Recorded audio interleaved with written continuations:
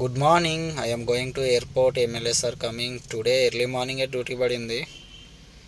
Morning 5 o'clock లేచి ready అయ్యి 6 o'clockకి మా ఇంటికాడ స్టార్ట్ అయితే జూబ్లీస్ వచ్చేసరికి 7 అయింది.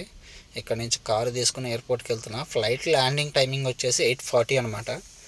కాకపోతే మనం బిఫోరే ఉండాలి కదా, అందుకని అంత ట్రాఫిక్ అయితే ఏముండదులే. హాఫ్ అన్ అవర్లో వెళ్ళిపోతాయి ఇక్కడ నుంచి. రోడ్లన్నీ ఖాళీ. చూడండి ఐకే ఫ్లైఓవర్ ఎంత ఖాళీగా ఉందో.